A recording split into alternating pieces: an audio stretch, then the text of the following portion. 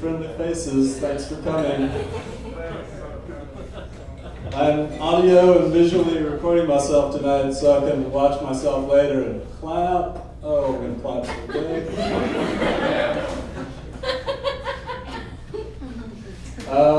Tonight I'd like to talk about marriage because it's topical. Is anybody married in the house? Anybody got a marriage going on? Woo! Yeah. Y'all are brave people. I don't know that I could do it. It's hard to promise someone something for life, I think. I've got a pretty pessimistic view of marriage, and hopefully that'll change in the future because I'm an evolving human being, like many of you. But that's what makes me nervous about marriage. People are constantly changing.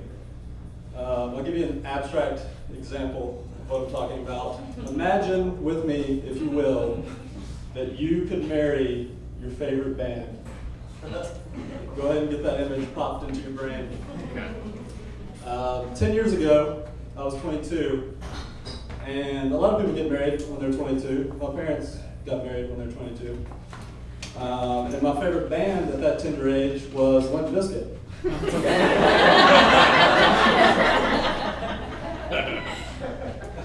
So, if Limp Bizkit and I would have got married 10 years ago, today we would be fucking miserable. And I used to love, Limp Bizkit so much.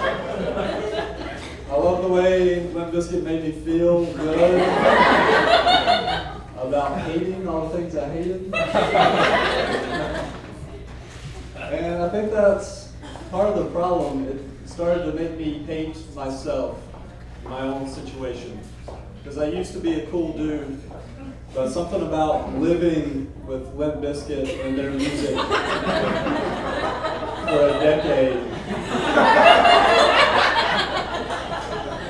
changed me into a naggy, stay-at-home mom from the 1950s. I constantly had a wooden spoon in my hand and I would crack those biscuit boys on the knuckles. Whenever DJ Lethal would try to do some record scratching during the slow melodic parts of the song, I'd give him a good whacking so he would know to wait to the breakdown. Dedicated to you, Big Stu! I don't know what that means.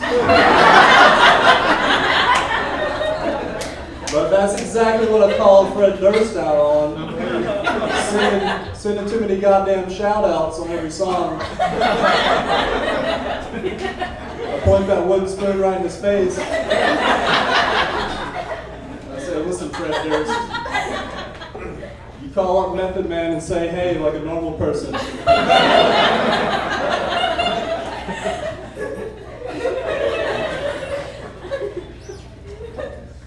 I'd really like to divorce Limp Bizkit. But they won't sign the paperwork.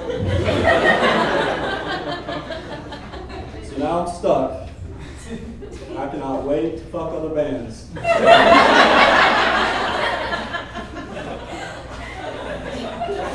Because once you're married to a band, if you listen to another band, that's cheating. So I've been lusting for audio stimulation for so long. My dick actually gets hard when I hear elevator music. That's how much I'm in need. So I'm ready for an affair. I don't even care if Limp Bizkit knows about it either. I'm going to start doing bands in our driveway. Our tour band. And I'm going to crank that shit up real loud. So Limp Bizkit can hear me getting pleasured by Radiohead. Radiohead. Radiohead is a band that knows how to make a man's ear holes feel like a man's ear holes.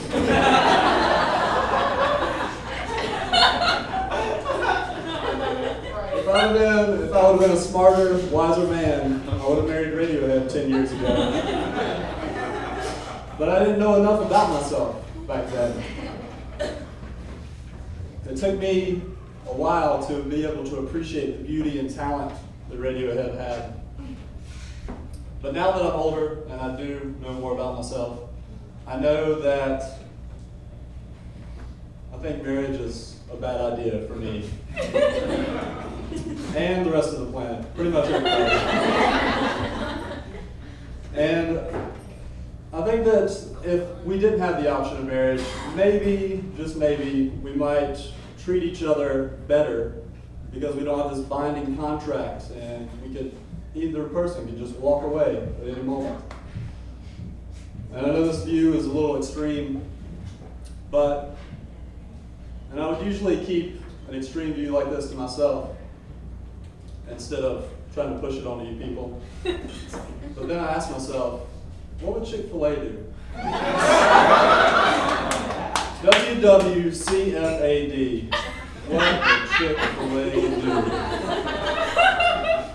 do? Would Chick-fil-A keep quiet?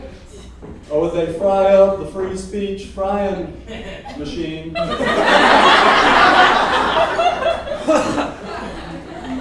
And cook up some monetary support for organizations that's going to help control your private decisions. WWCFAD. Chick-fil-A is actually so supportive of heterosexual marriage that they have altered their classic chicken sandwich. Now, instead of one juicy chicken breast, you get two, and nestled right in between, several rooster penises.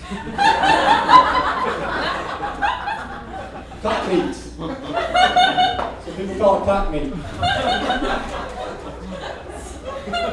The president of Chick-fil-A, Dan Cathy, actually had a very interesting quote.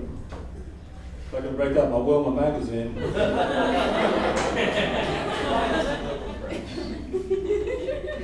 There we go. Dan Cathy on the new Chick-fil-A sandwich. This sandwich is perfect for heterosexual boob sex.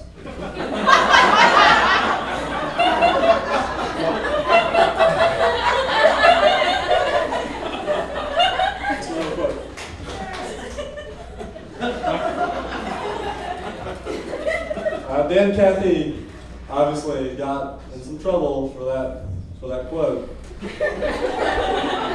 And so now a lot of Christians that don't want to think about boob sex are boycotting Chick-fil-A. But Chick-fil-A, of course, has the right idea because the first Chick-fil-A Appreciation Day was so successful, they're going to have another Chick-fil-A Appreciation Day because they broke all their sales records. You might remember 2 weeks ago when they had their Appreciation Day. So they're going to have another. And Mike Huckabee, who set up the first Appreciation Day, actually had a pretty interesting quote about this next one. Former Governor Mike Huckabee says, if you're a Christian and you love eating delicious chicken sandwiches, and you also like titty fucking,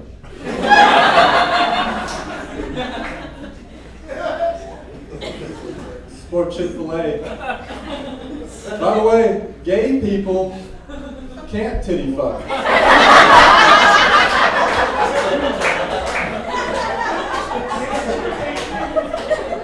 It's physically impossible. If God wanted gays to titty fuck,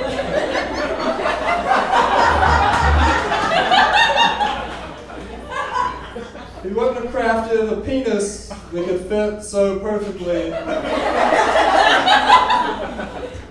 in between two gigantic boobs. End quote.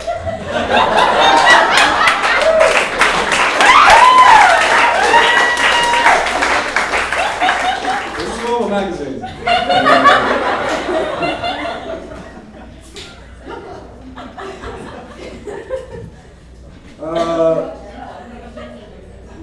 know this since we've been talking about it. Gay people, they're not eating a Chick-Fil-A anymore. Right? But you know who still wants to eat their delicious chicken sandwiches? Some gay people. And guess what, folks? It is not that hard to duplicate a Chick-fil-A sandwich that tastes like Chick-fil-A. They're not exactly culinary wizards. So, you, anybody in this room could start a restaurant that tastes a lot like Chick-fil-A and be gay friendly and could possibly make a bajillion dollars. And I just gave you that idea. What do I want for this idea? How much money? You may be asking in your brains. The answer is $0. There is one catch though. You have to call the restaurant Chick-fil-Gays.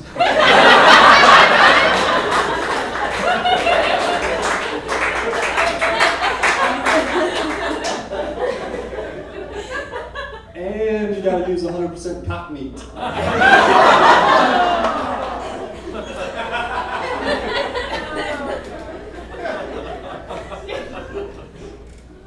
All right, that's it for me, folks.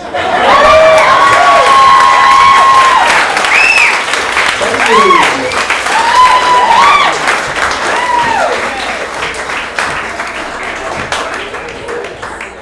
One more time for Johnny Gray.